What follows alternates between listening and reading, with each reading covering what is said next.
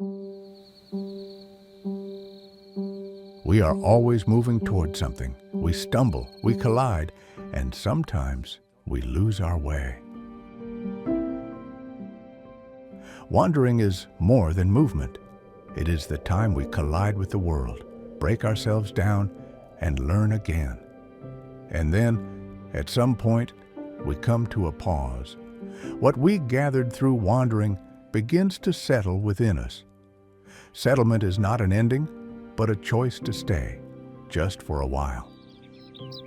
Home is not a place we arrive at. It is a process of life shaped by the repetition of wandering and settling. Where are you staying right now? And where is your place of settlement?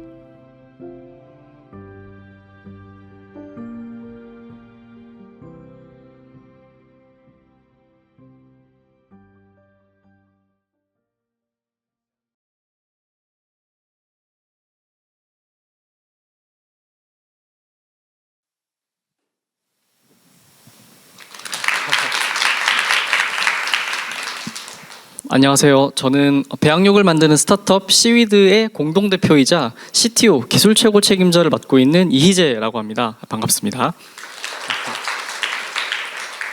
네, 어릴 적 영어 공부를 할 때 이제 어머니께서 자주 틀어두시던 이 테드의 한 페이지에 일부러 제가 직접 서게 되어서 정말 영광입니다. 저는 2019년도 대학원 박사과정 입학하자마자 세포를 직접 길러서 만드는 고기인 배양육을 개발하는 회사를 창업을 했습니다. 오늘 제가 여기서 나누고 싶은 이야기는 단순한 창업 스토리라던가 성공담은 아닌 것 같습니다.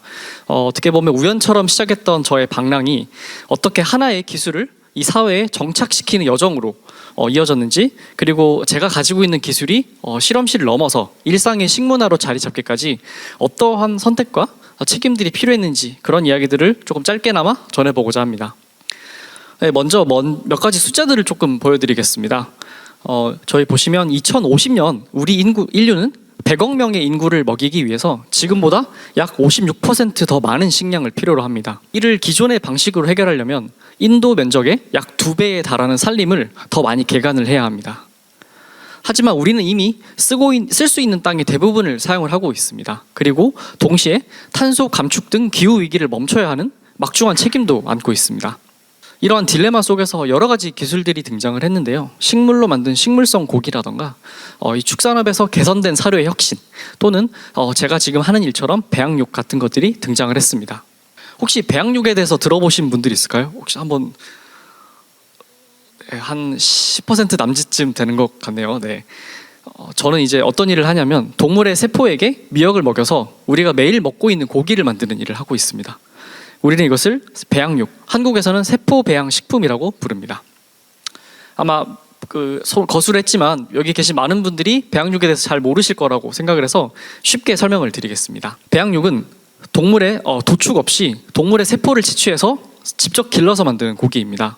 여러 가지 동물로부터 소, 돼지, 닭, 생선 등 어떠한 동물로부터 근육 또는 지방 줄기 세포를 추출을 하게 되고요. 세포의 먹이가 되는 세포 배양액, 그리고 세포가 자랄 수 있는 집이 되는 구조체가 필요합니다. 이렇게 구조체 안에 세포를 집어넣고 배양액을 투입한 상태로 이 무균 상태의 바이오 리액터라고 하는 공간 안에서 2주에서 약 3주가량 길러내게 되면 배양육이 만들어지게 됩니다. 저희는 여기서 한 걸음 더 나아가서 미역과 다시마 같은 해조류로 세포의 집과 먹이를 만들고 있습니다. 많은 분들이 처음에 배양육에 대해서 들으면 되게 막연하게 거부감을 좀 느끼시게 됩니다. 하지만 우리가 자주 즐겨 먹는 맥주라던가 요거트 역시 세포를 배양해서 얻은 결과물입니다. 그 대상이 미생물에서 동물세포로 대상만 바뀌었을 뿐 원리 자체는 똑같습니다. 이렇게 들으면 되게 아무것도 아니게 될 거라고 생각합니다. 저는 이렇게 배양육에 대한 어떤 막연한 거리감 또는 두려움은 정말 쉽게 바꿀 수 있는 인식이라고 생각하고 있습니다. 배양육은 공장식 축산이 만들어내는 동물 윤리 문제, 식량 부족 문제, 그리고 기후 위기를 모두 해결할 수 있는 혁신적인 솔루션입니다. 그럼에도 불구하고 기존 배양육 산업에는 명확한 한계가 두 가지 있었습니다. 우선 FBS라고 불리는 소태아 혈청으로 사용되는 인한 윤리 문제, 그리고 이것들이 사용됨으로 인해서 발생하는 굉장히 높은 비용, 또한 스테이크 같은 구조와 식감을 갖추고 있는 고기를 만드는 게 굉장히 어려웠습니다. 기존의 생명과학 분야에서는 세포를 기를 때 뭐 소의 세포든 닭의 세포든 심지어 사람의 세포든 관계없이 이 FBS라고 하는 물질을, 즉 소태화 혈청을 세포 배양액에 일부 첨가해서 사용을 하게 됩니다. 그 소태혈청이라고 말하면 잘 모를 수도 있지만 말 그대로 송아지의 피에서 추출한 성분을 의미합니다. 이는 당연히 동물을 희생시키지 않겠다고 하는 배양육의 취지와 맞지 않을 뿐 아니라 굉장히 비윤리적이죠. 그리고 배양육 생산 단가의 90%를 차지한다라는 어떤 보고가 있을 만큼 가격이 매우 비싸다는 그 한계가 있습니다. 또한 스테이크 같은 어떤 두께가 있거나 식감이 있는 고기를 만들지 못하고 분쇄육을 만들어야 되는 그런 좀 한계가 있었습니다. 그래서 어떻게 보면 이러한 기술들이 이미 존재는 했지만 아직 우리 사회에 정착하기에는 조금 준비되지 않았던 상황이었습니다. 해조류 기반 배양육은 이 지점에서 제가 좀 개발을 하게 되었습니다. 저희는 전 세계에서 유일하게 미역이나 다시마와 같은 해조류로 세포의 칩과 먹이를 만드는 기술을 보유하고 있습니다. 해조류는 생산이 매우 쉽고 비용이 저렴할 뿐만 아니라 탄소를 포집해서 굉장히 환경에 이롭고 단백질로 전환하는 그 과정의 효율이 굉장히 높습니다. 이 자료를 보시면 알 수 있는데 소가 그 햇빛을 받고 자란 풀을 먹고서 고기를 만드는, 즉 단백질로 전환되는 과정이 그 효율이 고작 0.04%입니다. 반면 미세조류가 단백질로 에너지를 전환하는 효율은 이보다 150배가 높은 6%입니다. 무엇보다도 해조류는 옥수수, 콩과 같은 육상 작물하고 좀 다른 지점들은 비경쟁적 자원이라는 것에 있습니다. 비경쟁적이라는 뜻은 콩의 경우는 사람도 먹고 동물도 먹고 심지어는 산업 연료로도 쓰입니다. 하지만 해조류는 그러한 어떤 경쟁이 없기 때문에 비경쟁적 자원이라고 생각을 하고 있습니다. 육상 작물의 경우 아까 말씀드린 것처럼 땅 위에서 재배해야 되는 만큼 농지 면적 자체가 이제 분명한 한계로 작용을 하고 경작을 하려고 할수록 또 산림을 개간해야 되기 때문에 환경 파괴를 이어질 위험이 굉장히 큽니다. 하지만 해조류는 사실상 인류가 다 사용할 수 없는 무한한 공간이라고 인식할 수 있는 바다라는 공간에서 바닷물 속 무기염류를 영양분 삼아 자라게 되고 또 토지를 소모하지 않고 생산을 계속해서 할 수 있는 좀 친환경적인 자원이라고 생각합니다. 제가 어떤 것들을 만드는지 잘 와닿지 않으실 것 같아서 해조류로 키운 배양육의 이미지를 조금 보여드리겠습니다. 보시면 이렇게 저 구조체, 해조류로 만든 구조체 안에 세포를 넣어서 기르게 되면 초록색을 띠고 있어서 조금 부담스러우실 수 있지만 그것들을 다 색깔도 제거를 할 수 있고 이렇게 스테이크형 고기도 만들 수 있습니다. 그리고 저희가 현재 지금 상용화를 준비 중인 분쇄육의 경우 미트볼이나 햄버거 패티처럼 만들 수 있습니다. 저희가 올해 식약처에 판매를 위한 어떤 승인 절차를 준비 중에 있어서 내년부터는 진짜 식당이나 매장에서 만나보실 수 있을 것 같습니다. 제가 만들고 있는 사실 배양육은 처음부터 제가 배양육을 해야지라는 생각, 그런 관심에서 출발한 게 아니라 해조류라는 것 자체에 대한 호기심에서 엉뚱하게 좀 출발을 하게 되었습니다. 제가 대학원 입학하고 첫 학기 수업을 듣던 중에 한 의사 선생님이 하시는 수업이 있었습니다. 근데 그때 선생님께서 한국인들은 해조류를 너무 많이 먹는데 이게 사실 갑상선에 되게 큰 영향을 준다, 그런 말씀을 하셨습니다. 그래서 알고 봤더니 식탁김 한 장, 그리고 미역국 20분의 1그릇이 하루 아이오딘, 저희 때는 이제 옛날에 요오드라고 했는데 아이오딘 권장 섭취량입니다. 굉장히 작죠. 그 당시 저는 이제 숙제를 위해서 이거 찾아본 결과 저 아이오딘 해조류라는 컨셉 자체가 없다는 것을 알고 이러한 사회적 문제인 한국인의 아이오딘 과다 섭취를 해결해 줄 수 있는 해조류를 만들면 충분히 미래에 가치가 있는 식품으로 주목받겠다라는 생각을 하게 되었습니다. 결국 저는 이 기회를 잡고서 실행해야겠다는 강한 확신과 함께 그 학교 친구들과 함께 특허 기술을 개발하고 특허를 출원해서 창업을 시작을 했습니다. 해외 많은 기업들은 사실 해조류가 되게 낯선 소재인 것 같습니다. 그렇다 보니 이거를 배양육에 접목할 시도를 잘 못했던 것 같고, 저는 부산 사람이기도 하고 저 그 기장미역이 유명한 그 부산 기장에서 고등학교를 나왔는데, 그러면서 해조류라는 소재를 되게 자연스럽게 저 아이디어를 떠올릴 수도 있었고 실제로 이런 도움을 받을 수 있는 어떤 네트워크도 찾아서 이렇게 접할 수 있었던 것 같습니다. 물론 첫 아이템이었던 저요오드 해조류라는 아이템은 창업에 도전한 일이 되게 쉽지 않았습니다. 현실적으로 유통과 마케팅에 문제가 있었고요. 그리고 연구실에서 만들어진 기술이 실제 시장으로 나가기까지의 간극이 제게 되게 큰 벽으로 다가왔었습니다. 그때 이제 저에게 좀 돌파구가 되어줬던 것이 바로 배양육이었습니다. 배양육 산업이 사회적으로 막 이제 좀 관심을 받고 떠오르던 시점에 저는 이 저요드 해조류라는 기술에 제 전공인 조직공학이라는 것을 접목을 하면 배양육 산업에 여러 문제들을 해결하고 새로운 가능성을 제시할 수 있겠다라는 고민을 하게 되었습니다.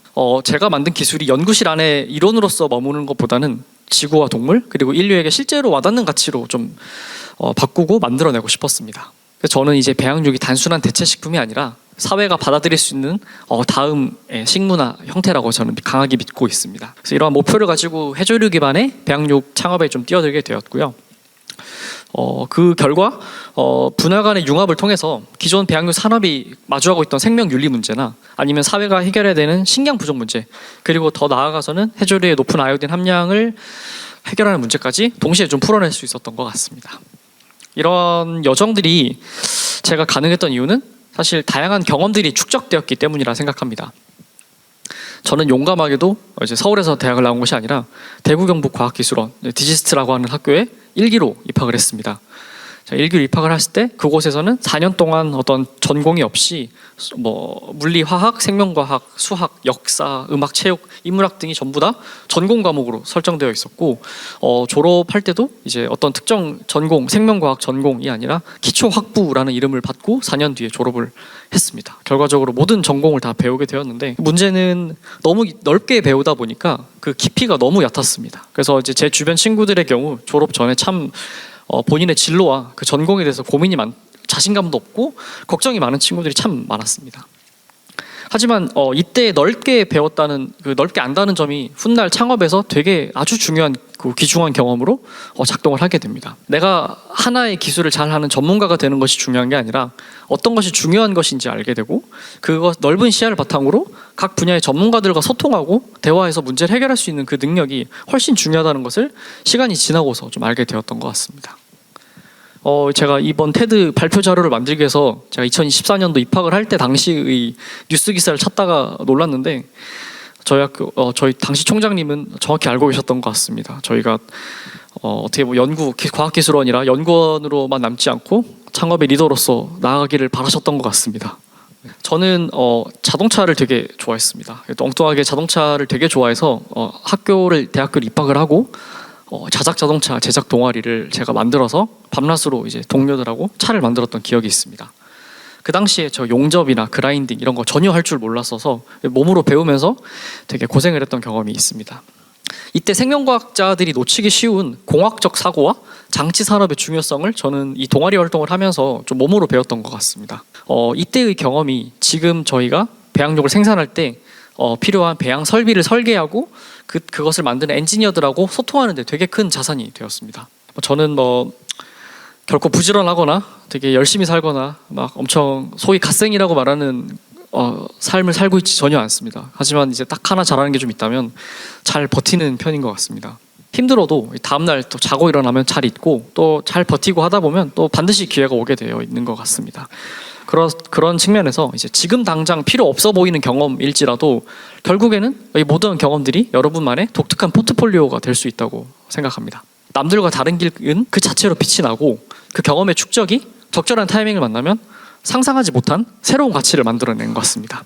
제가 그리는 미래는 배양육이 특별한 실험실의 식품이 아니라 일상 속에서 안정적으로 소비되는 식재료가 되는 사회입니다. 축산의 규모를 줄이고 해조류의 생산을 늘리면서 탄소를 줄이는 수준을 넘어서 탄소 발자국을 지우는 구조를 만드는 것, 이것을 위해서 저희는 이동형 배양 시설인 더팜을 개발을 하고 있습니다. 도시, 사막, 재난지역, 그리고 근미래에는 우주에서도 고기를 지속적으로 생산하고 섭취할 수 있는 시스템을 개발하고 있습니다. 우리 인류가 고기를 먹어온 역사는 약 1만 년간의 목축의 역사입니다. 이 역사가 사육에서 배양으로 넘어오는 어떻게 보면 전환되는 과정에 있다고 볼 수 있고 저희의 기술이 이 새로운 식문화가 사회에 정착할 수 있는 촉진제 역할을 하기를 바라고 있습니다. 지금은 많이 낯설겠지만 언젠가는 왜 고기를 얻기 위해서 굳이 동물을 희생시켜야 할까라고 하는 질문이 당연하고 자연스러워지는 시대가 올 것이라고 믿고 있습니다. 생명의 가치를 높이다라는 저희 미션에 따라서 인간, 동물, 지구, 더 나아가서 해조류까지 모두를 위한 식문화의 혁신을 증명해보고 싶습니다. 저의 최종 목표는 탄소 배출을 줄이는 데 있지 않고 지구의 자원을 소모하지 않고 지구의 탄소 발자국을 지우는 데 앞장서는 것입니다. 저는 지금도 사실은 굉장히 불안함이 많습니다. 기술 최고 책임자로서 불안한 점이 많은데, 제가 선택하고 개발하고 있는 이 기술들이 틀리면 어쩌지? 하고 이제 방향이 맞을지 매일매일 고민하면서 표류하는 것처럼 조금 살아가고 있습니다. 하지만 뒤를 돌아보면 배처럼 흔들리면서 나아갈지언정 물길을 따라 꾸준히 나아가고 있다는 것을 알 수 있었습니다. 그 과정에서 어느 경험 하나 불필요했던 일은 없었던 것 같습니다. 저의 창업은 단순히 운과 우연만으로 이루어진 것이 아니라 대학생 시절의 다양한 경험들이 적절한 타이밍을 만나서 빛을 발한 결과라고 생각합니다. 그래서 지금 여러분이 방랑을 할지언정 지금의 방랑이 언젠가 세상과 본인에게 필요한 무언가로 자리 잡을 것이라고 확신합니다. 모든 경험은 결국 소중한 자산이 된다라는 게 제 이번 발표의 교훈이 되는 것 같고, 이를 여러분과 나누고 싶습니다. 또 저는 여러분이 하게 될 다양한 경험들을 꼭 자신 안에 축적시키기를 바랍니다. 이 경험이 언제 새로운 가치를 창출하고 우리 사회에 또 정착시키는 데 도움을 줄지 아무도 모른다고 생각하거든요. 그래서 여러분의 어떤 개인적인 삶에서도, 그리고 사회 전체에서도 어떠한 가치를 정착시키고 싶은지, 그리고 또 어떠한 가치를 새롭게 받아들이고 싶은지 계속 고민해 보면 좋을 것 같습니다. 저 역시 저요오드 해조류라는 아이템이 실질적으로 사회가 필요로 한 지속 가능한 식품으로 이제 여겨질 줄 몰랐고, 숙제를 할 당시 지금까지도 사실 한국인의 해조류 과잉 섭취라는 문제를 대부분은 그냥 듣고 흘려 넘겼습니다. 그냥 지나친 거죠. 하지만 저는 그 지점에서 우연치 않게 호기심을 가지게 되었고, 그것을 사회에 필요로 한 가치로 전환하려는 노력을 했고, 그 선택들이 쌓여서 지금의 여기까지 이르게 된 것 같습니다. 처음이 되는 것을 두려워하지 말고 스스로 가치 있다고 믿는 것을 타인에게 전하고 실제로 행동으로 옮기는 과정 자체가 이미 되게 충분히 있는 의미가 있다고 저는 생각합니다. 여러분도 여러분만의 해조류 배양육을 찾는 그날까지 멈추지 말고 마음껏 방랑해 보시기를 바라겠습니다. 여러분의 방랑이 모여서 앞으로 더 많은 가치들이 공존하고 새로운 혁신이 이 사회에 정착하는 날이 오기를 기대하겠습니다. 저도 이제 우리가 먹는 고기의 역사를 바꾸는 그날까지 멈추지 않고 항해하겠습니다. 긴 시간 들어주셔서 정말 감사합니다.